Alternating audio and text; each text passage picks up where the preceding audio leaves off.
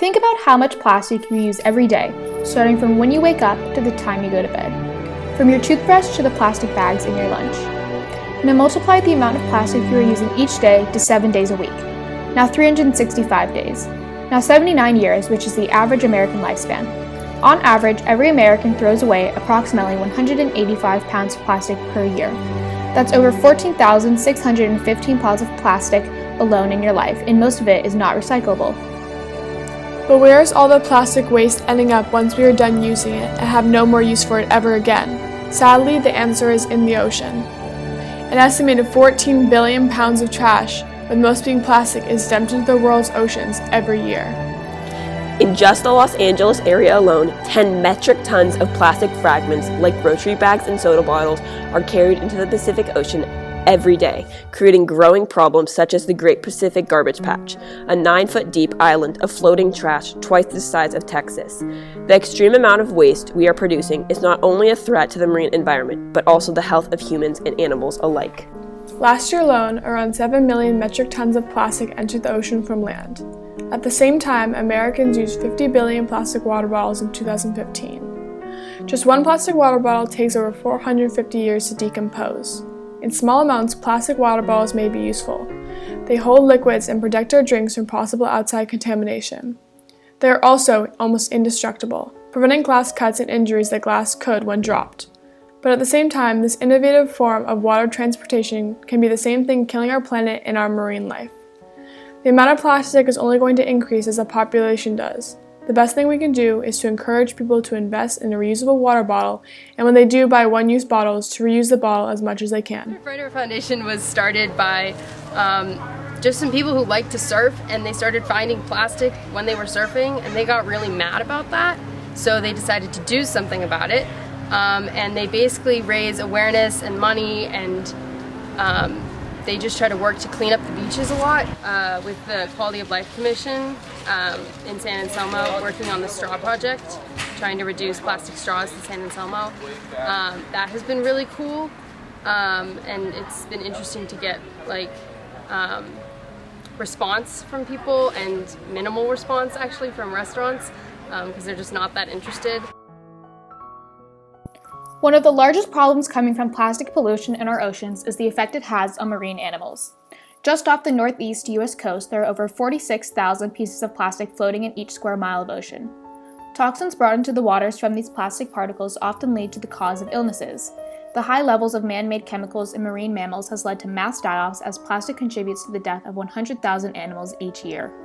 One example of debris is fishing line, which takes over 600 years to decompose. Debris uses oxygen as it degrades, causing oxygen levels to go down and lowering chances of long-term survival. It is very common for ocean mammals to become entangled in old nets while swimming.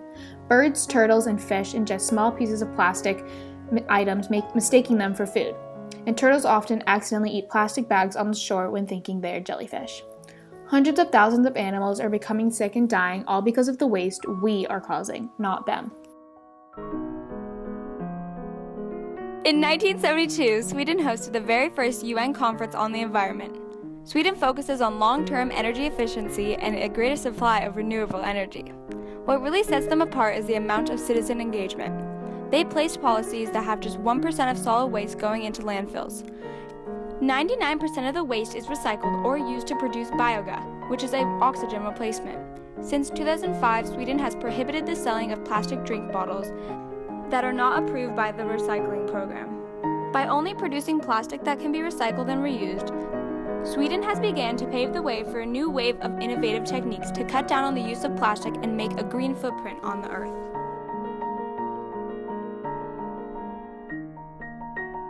People just assume and use an excuse to continue using plastic, but I think a lot of it is just pure laziness to continue using it in a lot of different circumstances.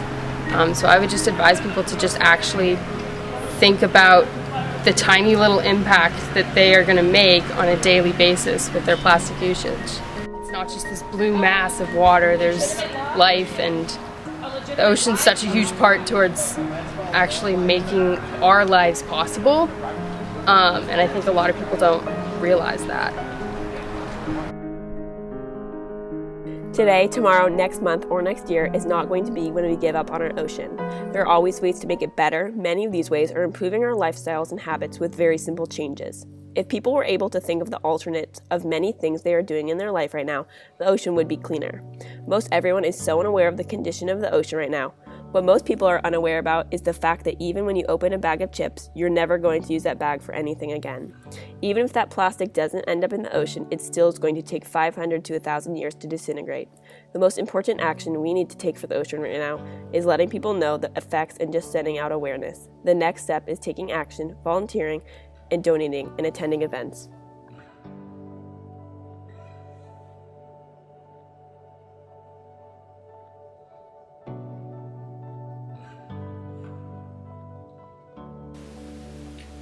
So one of the things that we have to think about is that pollution, and particularly plastics, is not a exclusive first world problem. It's a problem all over the world. And while we have a lot of initiatives and discussions and efforts to reduce plastic waste and plastic consumption here in the U.S., it is a much bigger problem in the third world. And they don't have the same concern for the environment, and they don't have the same, in many cases, concern for just managing trash that we have here. And so consequently, I observed plastic everywhere, literally everywhere, in Cambodia particularly, on the sides of the road, on the beach, in the river. Our oceans are in trouble and they need our help.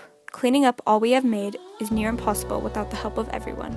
Pollution affects everything in our world, and although pollution is inevitable, it's the world's responsibility to be the solution and not the problem. Can you see the truth?